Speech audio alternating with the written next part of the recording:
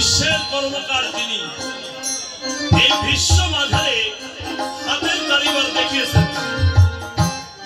এই যে আমাদের দেহটা, এটা কিন্তু বিশ্বকর্মার নির্মিত দেহ। রাজা চন্দ্রধার যে বাসনঘর নির্মাণ করলেন, কত বন্ধের ঘর ছিল? 17 বন্ধের ঘর।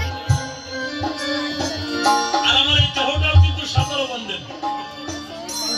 তাহলে এটাও একটা বাসন ঘর। কে করেছে? বিশ্বকর্মা করেছে। এমন ঘর নির্মাণ করেছে, একই হাতের গড়নি, কিন্তু কারোর সঙ্গে কারো মিল নেই।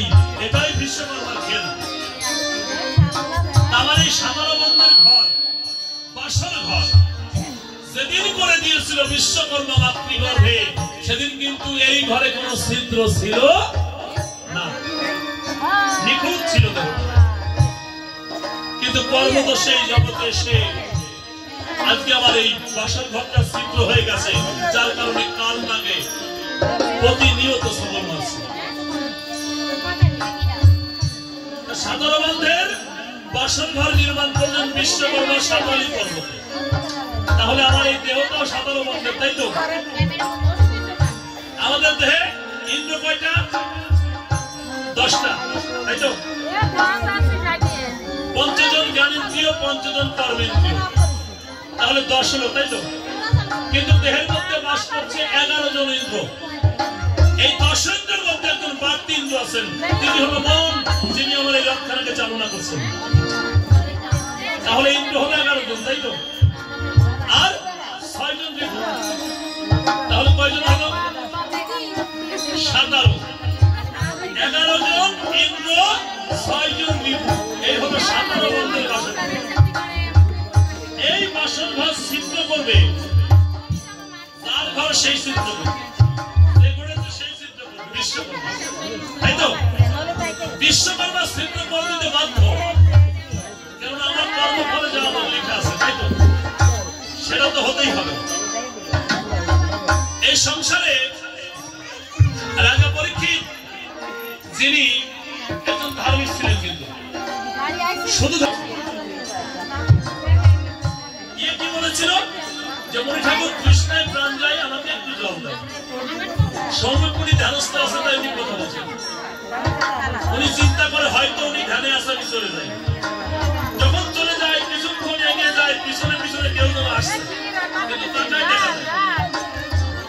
রাজা রেগে গিয়ে বলছে, কে তুমি? সাধুকে আসো, তা না হলে গণাঘাত করবো। দৈববাণীতে বলে, রাজা পরীক্ষিত, আমি সৌম্যপুরীর কর্মফল। কোথায় যাচ্ছ? কারো গৃহে গিয়ে যদি কেউ কিছু চায়, যদি না দেয়, তার কর্মফল তাকে সে নিয়ে চলে যায়। তুমি যেহেতু জল, সৌম্যপুরী জল দেয় নাই, যার কারণে সৌম্যপুরী জীবন ভরে যা কিছু অর্জন করেছে, আজ থেকে সব তোমার হয়ে গেল। এই রাজা পুণ্য ফলের অধিকারী আজ থেকে তুমি। রাজা পরীক্ষিত চিন্তা করে, এতদিন করে যা আয়ত্ত করলো, আর আমি তাই নিয়ে যাবো না, এটা আমি করবো। ভালো রাজা ছিল তো, অপরের দুঃখে কাতর চিন্তা করে অন্যায় করতে হবে, তবেই তার কর্মফল আবার তার কাছে ফিরে যাবে। হঠাৎ দেখতে পায় সর্বকে পড়ে আছে একটা মারা সর্প। বাদ দ্বারা সর্পটি ধরে সৌম্যপুরীর গলায় জড়িয়ে দিল, দিয়ে উনি চলে গেল। অপরাধ হলো, যার কারণে সৌম্যপুরীর কর্মফল আবার সৌম্যপুরীর কাছে চলে গেল। ওনার পুত্র সিংহীমুনি যখন ফিরে এলো, দেখতে পেল বাবা ধ্যানস্থ, কিন্তু গলায় মরা সাপ। উনি রেগে গিয়ে অভিশাপ দিল, যে আমার বাবার গলায় মরা সর্প পেঁচিয়েছে, আজ থেকে 7 দিনের মধ্যে দক্ষ ডাংশনে তার জন্য প্রাণ যায়।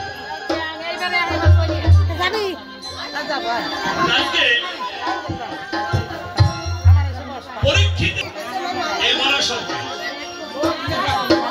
আর রাজার চন্দ্রধারের কর্মফল কিন্তু অহংকার। এই অহংকারের জন্য কিন্তু আমরা আমাদের বাসন ঘরটা দিনে দিনে ছিদ্র করে ফেলছি। যার দেহে যত বেশি অহংকার, তার বাসন ঘর তত বেশি ছিদ্র হয়।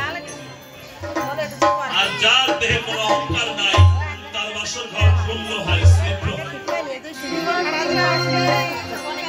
এখানে